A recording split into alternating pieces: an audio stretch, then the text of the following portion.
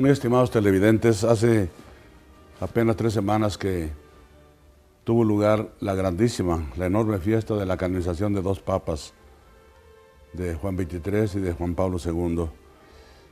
Al Papa Juan Pablo II casi todo el mundo lo conoció, nos visitó 5 veces, nos quiso mucho, lo quisimos mucho aquí en México, y claro, esa canonización nos entusiasmó y nos puso muy fresca la imagen de este gran santo que Dios le dio a la iglesia. Pero tal vez para muchos, yo digo que para un 70-80% de la población, el Papa Juan XXIII se ha desconocido, porque hace 51 años que murió. Los que entonces tenían 10, 12 años no lo conocían, no lo conocieron, él no viajó, él no visitó México, y pues para muchos será solamente una figura histórica. Sí, saben que era muy bueno y que alguna otra cosa saben de él, pero no lo tienen muy presente. En este mensaje semanal quiero resaltar un poco la figura del Papa Juan XXIII e insistir en que es actual. Es una figura actual, es un Papa actual por lo que dijo y por lo que hizo. El mérito del Papa Juan XXIII, que gobernó la Iglesia del 1958 al 1963, 5 años apenas, ni 5 años, está en primer lugar en su misma persona, su apertura, su bondad. Era un padre bondadoso, un hombre profundamente sencillo, humilde, abierto, de un gran corazón, que dijo frases que marcaron a la iglesia y la siguen marcando. Frases que antes no se usaban. Por ejemplo, cuando se trataba de los hermanos separados, es decir, de otros cristianos, dijo, bueno, si es mucho más lo que nos une que lo que nos separa, que lo que nos divide, ¿por qué nos estamos peleando? Y eso abrió mucho las mentes y los corazones y propició el diálogo que se va llevando en la iglesia, este diálogo ecuménico, pues que ha limado mucho asperezas de siglos y que ha acercado mucho las confesiones cristianas, para que un día, cuando Dios quiera, pues seamos lo que Cristo quiso que fuéramos, un solo rebaño bajo un solo pastor. Pero su obra muy grande fue el valor, el coraje para la decisión de convocar un concilio. Por ahí el 25 de enero del 59, la fiesta de San Pablo, sin más ni más, dijo, vamos haciendo un concilio ecuménico. Les cayó de sorpresa a muchas gentes de iglesia, se sorprendieron, se inquietaron, y él explica en el discurso que tuvo al inaugurar la primera sesión del concilio, el 12 de octubre del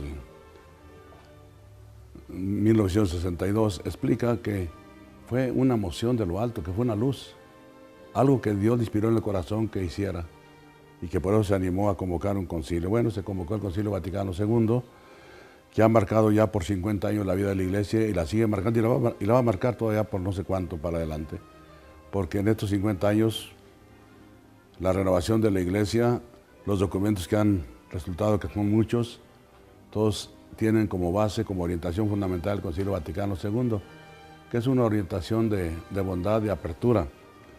Dijo también el Papa en su discurso inaugural, dijo antes, pues la iglesia condenaba con severidad los errores.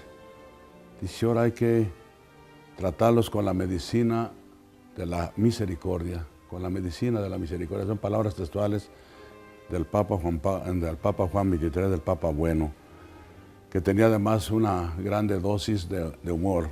Por ahí corren muchos de sus anécdotas, porque tenía pues una sencillez y la bondad, pero también la agudeza intelectual, un hombre muy dotado. Convocó el Concilio Vaticano II, dejó en libertad a los padres conciliares, que eran más de 3,000, porque es una reunión de todos los obispos de la Iglesia de Dios, a que discutieran libremente las cuestiones, pero quiso coger un concilio pastoral que tratara no de errores ni de condenaciones, sino que tratara de renovar la iglesia hacia adentro y de ponerla en actitud de diálogo con el mundo, de actualización, ayornamiento para poder llevar al mundo actual el mensaje del Evangelio. Y el concilio se ocupó de la iglesia, ese fue el tema del concilio, la iglesia de Dios. Dio documentos de carácter dogmático, de carácter pastoral sobre la iglesia, la definió como pueblo de Dios. En la Sagrada Escritura hay varias imágenes de la iglesia. Una es pueblo de Dios, el nuevo Israel. Otra es el cuerpo místico de Cristo que usa mucho San Pablo. Otra es la edificación espiritual, el templo de Dios, que está también en los documentos del Nuevo Testamento. Pero el concilio privilegia la expresión pueblo de Dios, que es muy rica y fecunda porque este pueblo de Dios nos engloba a todos. ¿Quiénes formamos el pueblo de Dios? Todos los bautizados, que tenemos una dignidad común. ¿Una dignidad común? ¿Cuál? La de hijos de Dios por el bautismo. Somos hijos de Dios todos.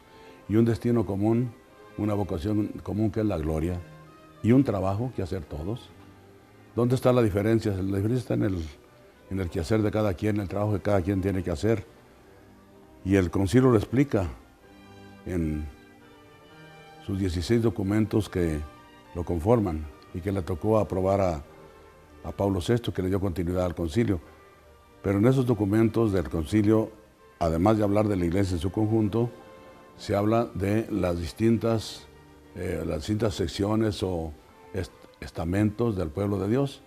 Un documento sobre los obispos para decirles qué son y qué tienen que hacer, para los presbíteros, para los religiosos y consagrados, para los seminaristas, para los laicos.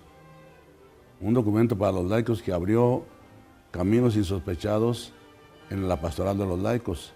No son ciudadanos de segunda en el reino de Dios, en este pueblo de Dios que es la iglesia.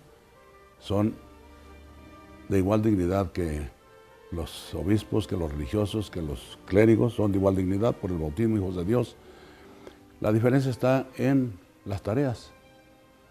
A los obispos y sacerdotes les toca predicar el Evangelio y administrar los sacramentos. A los religiosos, darnos buen ejemplo con el seguimiento total de Cristo, porque todos tenemos que seguir a Cristo.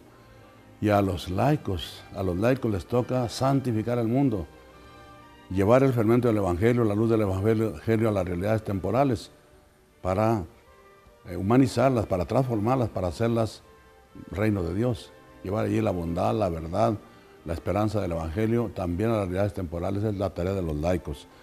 Y en esa tarea de santificar el mundo, los laicos son los que llevan el liderazgo y la responsabilidad, no son los sacerdotes, no son los obispos, son los laicos, que en las tareas temporales deben ser líderes responsables.